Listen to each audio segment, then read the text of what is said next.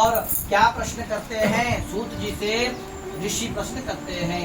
ऋष्यौचो व्रतेन तपसा किं वा प्राप्यते वांछितं फलम। ऐसा कोई व्रत, ऐसी कोई कथा हमें बताइए जिससे मनोकामना पूर्ण होती हो। ऐसी कोई कथा हमें बताइए। सूत जी ने कहा, नारदेन संपृष्टो भगवान कमलापति है स्वरसैयथैवाहं तत्सुद्धं समाहिताः। यही प्रश्न एक बार नारद जी ने भगवान नारायण से किया था और भगवान नारायण ने जो उनसे कहा, मैं तुमसे उस कथा को कहता हूँ। सुनो। एक बार देवर्षि नारद जी जब भगवान विष्णु से पूछते हैं, क्या पूछते हैं, उस कथा को आप सावधान होकर सुने। एक समय योगी नारद जी लोगों का कल्याण करने की इच्छा से 14 लोकों में भ्रमण करते हुए मृत्यु लोक में आए। मृत्यु लोक पृथ्वी पर आए और वहाँ पर क्या देखा? सभी जीव, अनेक योनियों में उत्पन्न सभी जीव अपने अपने कर्मों से दुखी हो रहे हैं। तो नारद के मन में आया, किस प्रकार इनके दुखों को दूर किया जा सकता है। ऐसा मन में विचार करके नारद जी भगवान विष्णु जहाँ रहते हैं वैकुंठ लोक की ओर चल दिए हैं, नारायण नारायण करते हुए। जब वैकुंठ लोक में पहुंचे तो सामने भगवान नारायण बैठे हैं और उनको देखकर नारद जी स्तुति करने लगे हैं। नमो वांग मनसा तेत रूपाय अनंत शक्तये आदि मध्यांत हीनाय निर्गुणाय गुणात्मने। मन और वाणी से जिन भगवान को नहीं पाया जा सकता है, जो अनंत शक्ति से संपन्न है। 88,000 ऋषि मुनि नैमिषारण्य की पवित्र धरती पर बैठे हैं। वहाँ पर सूत जी का आगमन होता है। सूत जी कौन है? जो सभी शास्त्रों को, सभी पुराणों को जानने वाले हैं। भगवान की जय। सूत जी ने कहा, अब मैं आगे की कथा कहता हूँ, आप लोग सुने। उल्कामुख नाम का एक राजा, सत्यवादी, जितेंद्रिय और बुद्धिमान राजा था। वह विद्वान राजा देव मंदिर में जाता, ब्राह्मणों को धन देकर संतुष्ट करता था। उसकी पत्नी भी उसी प्रकार सती साध्वी, धर्मशील और पतिपरायणा थी। एक दिन अपनी पत्नी के साथ उस राजा ने भद्रशिला नदी के तट पर भगवान का व्रत किया। वहाँ पर पूजन की तैयारी कर रहा था, पूजन कर रहा था। और उसी समय जब राजा पूजा कर रहा था, वहाँ पर व्यापार के लिए साधु नाम का एक वैश्य आया और भद्रशिला नदी के तट पर नाव को खड़ी करके विनय पूर्वक राजा से पूछने लगा। साधु ने कहा कि विदम पुरुषे राजन भक्ति युक्तेन चेतसा, भक्ति के साथ आप यह क्या कर रहे हैं, मैं सुनना चाहता हूँ। राजा ने कहा, पूजनम क्रियते साधो विष्णोर अतुल तेजसः, हम भगवान विष्णु का व्रत और पूजन कर रहे हैं जिससे सभी मनोकामनाएं पूर्ण होती है। जब साधु ने ऐसे सुना तो साधु ने कहा, हे राजन, इस विषय में, इस व्रत के बारे में आप मुझे विस्तार से कहिए। मेरे घर में कोई संतान नहीं है और मुझे विश्वास है कि इससे मेरे घर में भी संतान होगी। राजा से सारा विधि विधान सुनकर के साधु जो व्यापारी है अपने घर में आया, आनंदपूर्वक घर में आया। अपनी पत्नी, उसकी पत्नी का नाम है लीलावती, और उसको सारा यह व्रत बताया, विस्तार पूर्वक बताया। जब मुझे संतति की प्राप्ति होगी तब मैं इस व्रत को करूंगा। इस प्रकार साधु ने अपनी पत्नी से कहा। भगवान की ऐसी कृपा हुई, उसकी पत्नी गर्भिणी हुई। 10वें महीने में उसके एक संतान की उत्पत्ति हुई, एक कन्या रूपी संतान की उत्पत्ति हुई। वह कन्या दिनों दिन बढ़ने लगी। उस कन्या का नाम लीलावती रखा गया। इसके बाद वह लीलावती अपने पति से मधुर वाणी से बोली, आप कृपा करके जो आपने संकल्प किया था कि भगवान का व्रत करूंगा, अब आप उसे करिए। साधु ने कहा, जब इस कन्या का विवाह करेंगे तो मैं यह व्रत करूंगा। ऐसा कहकर वहाँ से दूर चला गया।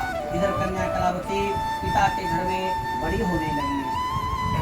धर्मज्ञ साधु ने नगर में सखियों के साथ कन्या को विवाह योग्य जानकर उस समय मंत्रणा करके कन्या के विवाह के लिए कोई श्रेष्ठ वर ढूंढ कर लाओ। ऐसा दूत से कहकर शीघ्र ही उसे भेज दिया। उसकी आज्ञा प्राप्त करके दूत कांचन नामक नगर में चला गया और एक वणिक पुत्र को लेकर आया। साधु ने उस वणिक के पुत्र को सुंदर और गुणों से संपन्न देखकर बंधु बांधवों के साथ संतुष्ट चित्त होकर के अपनी कन्या का विवाह उसके साथ वणिक पुत्र के साथ कर दिया। भगवान उस समय वह साधु दुर्भाग्यवश भगवान का व्रत भूल गया और विवाह के समय में व्रत न करने के कारण भगवान उस पर रुष्ट हो गए। कुछ समय के पश्चात जब वह साधु अपने दामाद के साथ व्यापार करने के लिए रत्नसारपुर में गया, तब वहां पर दामाद के साथ व्यापार करने लगा। भगवान वो दोनों साधु और उसका दामाद चंद्रकेतु राजा के रमणीय नगर में गए। उसी समय भगवान ने उनको भ्रष्ट प्रतिज्ञा देकर श्राप दिया, तुम्हें महादारुण दुख की प्राप्ति होगी, ऐसा श्राप दिया। भगवान की ऐसी माया हुई, एक दिन कोई चोर राजा के धन को चुराकर भाग रहा था। उसके पीछे राजा के दूत भाग रहे थे। चोर ने देखा कि पीछे राजा के दूत आ रहे हैं, तो जो ये साधु और उसका दामाद जहाँ पर बैठे हुए थे, उनके पीछे राजा का धन छोड़कर वहां से भाग गया। अब राजा के दूत ने देखा यही दोनों चोर है। उन दोनों को बांध कर राजद्वार ले जाया गया और राजा से कहने लगे, हे प्रभु, हम दो चोरों को पकड़ कर लाए हैं, आप आज्ञा कीजिए। राजा की आज्ञा से साधु और उसके दामाद को जेल में डाल दिया गया। भगवान की माया से वो कहते रहे कि हमने चोरी नहीं की है, लेकिन भगवान की माया ऐसी थी, उनकी बातों को किसी ने नहीं सुना और उनके पास जो धन था वह भी राजा ने छीन लिया। उनके घर में पत्नी लीलावती और पुत्री कलावती भी बहुत दुखी हुए। उनके घर में जो धन रखा था चोर चुरा कर ले गए। उसकी जो पत्नी की शादी थी वह भी लीलावती और उसकी पुत्री भी शारीरिक और मानसिक पीड़ाओं से व्याप्त हो गई। कलावती कन्या दर दर भटकने लगी। एक दिन कलावती कन्या किसी ब्राह्मण के घर में गई और वहां पर देखा भगवान का पूजन हो रहा है। वहां बैठकर उसने कथा सुनी, वरदान मांगा, प्रसाद ग्रहण किया और फिर अपने घर को आई। जब घर में कलावती आई तो माता ने प्रेम पूर्वक पूछा, हे पुत्री, रात में कहाँ रही, तेरे मन में क्या है? तब कलावती ने कहा, मैंने ब्राह्मण के घर में सभी मनोकामनाओं को पूर्ण करने वाला एक व्रत देखा है। कन्या की उस बात को सुनकर वणिक की जो भार्या है लीलावती प्रसन्न हुई और उसने मन में संकल्प किया, भगवान से प्रार्थना की, हे प्रभु, आप हमारे पति और दामाद का अपराध क्षमा कर दें। वे दोनों शीघ्र अपने घर को आ जाएं, मैं भी आपका व्रत कर रही हूँ। वो दोनों अपने घर को आ जाएं। जब ऐसी प्रार्थना भगवान से की, उस समय चंद्रकेतु को भगवान ने, राजा जो चंद्रकेतु है, उसको स्वप्न दिखाया और कहा, दोनों वैश्यों को छोड़ दो, इनका जो धन तुमने छीना है उसको लौटा दो, नहीं तो मैं तुम्हारा सर्वनाश कर दूंगा। राजा से स्वप्न में ऐसा कहकर भगवान वहीं अंतर ध्यान हो गए। मुष्टन भगवान। इसके बाद प्रातःकाल राजा ने अपने सभासदों को बुलाया और अपने स्वप्न के बारे में उनको बताया। दोनों बंदी साधु वैश्या उसके दामाद को वहां पर सभा में लाया गया और तब राजा ने कहा, इन दोनों को बंधन मुक्त कर दिया जाए। दोनों को बेड़ी से मुक्त कर दिया गया और दोनों ने राजा चंद्रकेतु को प्रणाम किया और पूर्व समाचार को स्मरण करते हुए डरे हुए कुछ बोले नहीं।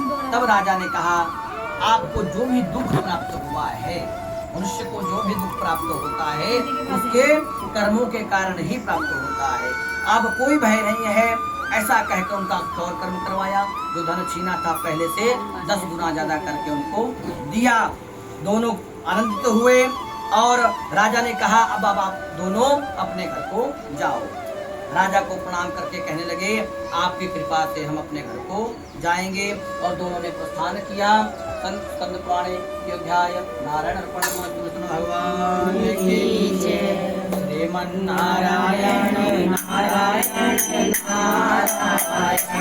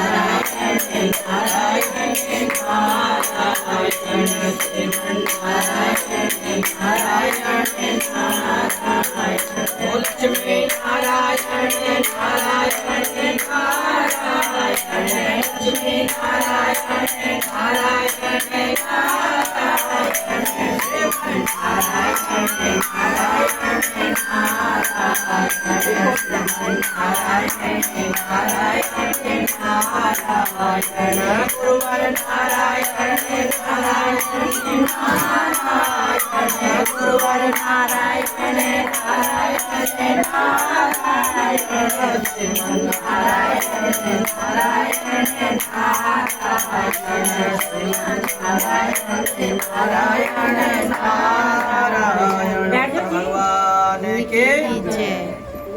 अब साधु मंगलाचरण करके ब्राह्मणों को धन दे करके अपने नगर की ओर चल पड़ा है। साधु के कुछ दूर जाने पर भगवान शुक्राचार्य के मन में इच्छा हुई कि इनकी परीक्षा ली जाए। मन में इच्छा हुई और भगवान ने दंडी ब्राह्मण का रूप धारण किया और साधु के सामने जाकर खड़े हो गए। उनसे पूछने लगे, तुम्हारी नाव में क्या है? तब धन के अहंकार में चूर होकर साधु ने क्या कहा, हंसते हुए कहा, हे दंडी ब्राह्मण, क्या कुछ रुपए लेने की इच्छा है? मेरी नाव में तो बेल पत्ते भरे पड़े हैं। ऐसी निष्ठुर वाणी सुनकर उस समय दंडी ब्राह्मण ने कहा, तथास्तु, तुम्हारी बात सत्य हो जाए। ऐसा क्या कर दंडी सन्यासी का रूप धारण करने वाले भगवान वहां से कुछ दूर जाकर समुद्र के किनारे बैठ गए। दंडी के चले जाने पर नित्य क्रिया करने के पश्चात जब साधु ने नाव को हल्की उठी हुई देखा और नाव में बेल पत्ते देखे, मूर्छित होकर जमीन पर गिर पड़ा। दामाद ने कहा, अरे क्यों शोक करते हो? ये तो उस दंडी ब्राह्मण का श्राप है, उसी की शरण में चलना चाहिए। ऐसा सुन करके उस समय साधु और उसका दामाद दंडी ब्राह्मण के पास पहुंचे, भक्ति पूर्वक प्रणाम किया और आदर पूर्वक कहने लगे, आपके सामने जो मैंने कहा है, झूठ कहा था कि मेरी नाव में बेल पत्ते भरे पड़े हैं, मेरे उस अपराध को आप क्षमा कर दीजिए। बारंबार प्रणाम करके शोकाकुल होने लगे। जब इस प्रकार साधु रोने लगा, उस समय दंडी ब्राह्मण ने कहा, अरे मूर्ख, रो मत, मेरी बात सुनो। मेरी पूजा से उदासीन होकर तुमने बार बार दुखों को प्राप्त किया है, फिर भी तुम मानते नहीं हो। भगवान की ऐसी वाणी सुनकर साधु ने कहा, हे प्रभु, त्वन्माया मोहिता सर्वे ब्रह्माद्य स्त्री जीवौकशः ना जानन्ति गुणान रूपम तव आश्चर्यमिदं प्रभु। हे प्रभु, आपके आश्चर्य की बात है कि सारा संसार आपकी माया से मोहित हो जाता है। ब्रह्मादि देवता गण भी आपकी माया को नहीं जानते हैं। मैं तो अज्ञानी हूँ, आपकी माया में भटक जाता हूँ। मैं अपने सामर्थ्य के अनुसार आपकी पूजा करूंगा, मेरे अपराधों को आप क्षमा कर दीजिए।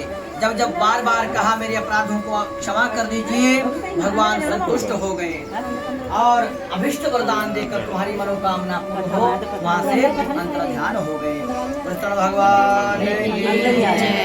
उसके बाद वह साधु अपनी नौका में चढ़ा और धन धान्य से परिपूर्ण देख करके आज भगवान की कृपा से हमारा मोक्ष सफल हो गया है, ऐसा कहकर भगवान की विधिवत पूजा की। भगवान की कृपा से आनंद से परिपूर्ण हो गया और अपने देश के लिए प्रस्थान किया। जब देश के नजदीक पहुंचा तो अपने दामाद से कहा, वो देखो मेरी रतनपुरी नगरी दिखाई दे रही है। और धन के रक्षक दूत को अपने आगमन का समाचार देने के लिए अपनी नगरी को एक जगह रखा। दूत नगर में जाकर साधु की लीलावती को देखकर हाथ जोड़कर प्रणाम किया और अभिष्ट बात कही। लीलावती से दूत ने कहा, सेठ जी अपने दामाद और बंधु वर्गों के साथ बहुत सारे धन धान्य से संपन्न होकर नगर के निकट पधार गए हैं। दूत के मुख से यह बात सुनकर वह महान आनंद से विह्वल हो गई और उस साध्वी ने भगवान की पूजा करके अपनी पुत्री से कहा, मैं अपने पति के दर्शन को जा रही हूँ और तुम भी अपनी पूजा करके शीघ्र आ जाओ।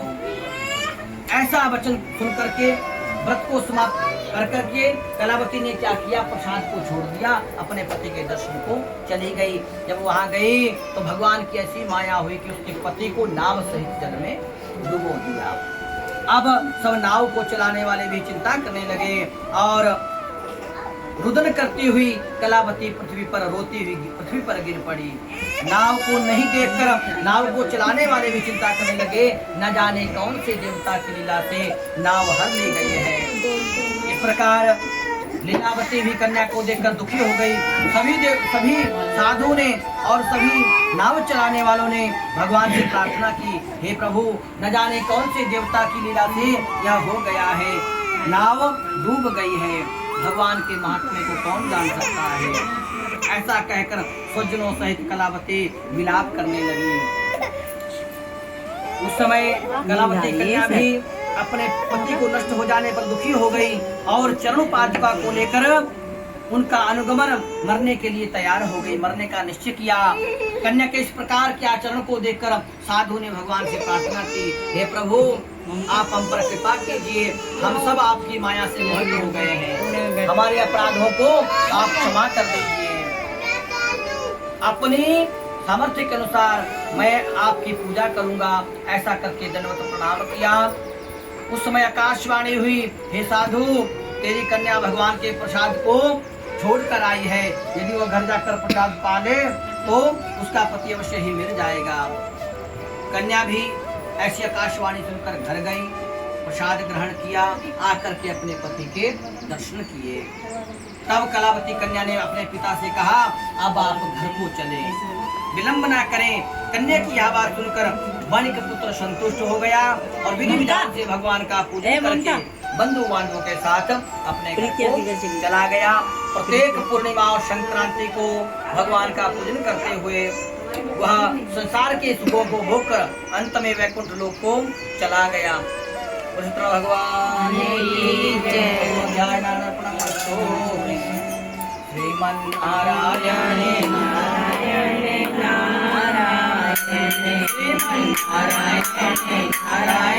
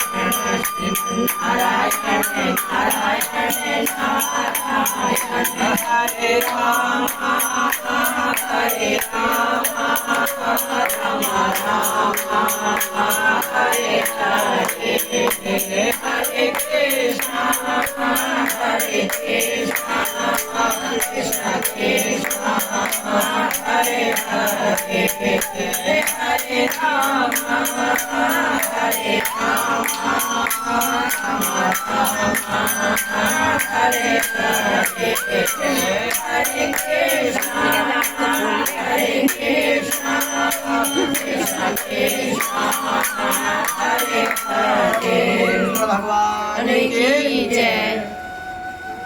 सूर्य जी कहते हैं, हे श्रेष्ठ मुनियों, अब मैं तुमसे अगली कथा कहता हूँ। अपनी प्रजा का पालन करने में तत्पर तुंगध्वज नाम का एक राजा था। उसने भगवान का प्रसाद त्याग कर बड़ा दुख प्राप्त किया। एक बार वह राजा तुंगध्वज जंगल में गया और वहाँ पर क्या देखा, वट वृक्ष के नीचे ग्वाले भगवान की पूजा कर रहे हैं। तो अहंकार पूर्वक वहाँ पर नहीं गया। देखा ग्वाले पूजा कर रहे हैं, अहंकार से कि मैं राजा हूँ, वहाँ पर नहीं गया। और जब ग्वालों ने प्रसाद उसके सामने रखा तो प्रसाद को भी छोड़कर अपने घर को चला आया। इससे उसके 100 पुत्र नष्ट हो गए और घर में जो कुछ धन संपत्ति थी वह सब नाश हो गया। तब जान गया, तब भगवान की माया है पुनः जंगल में गया, ग्वालों के समीप कथा सुनी, पूजा की, विधि पूर्वक प्रसाद ग्रहण किया और जब घर में आया तो सब कुछ भगवान की कृपा से पहले जैसा हो गया था। विष्णु भगवान सूत जी कहते हैं इस प्रकार परम दुर्लभ भगवान के व्रत को जो करता है, भगवान की पुण्यमय इस कथा को जो भक्त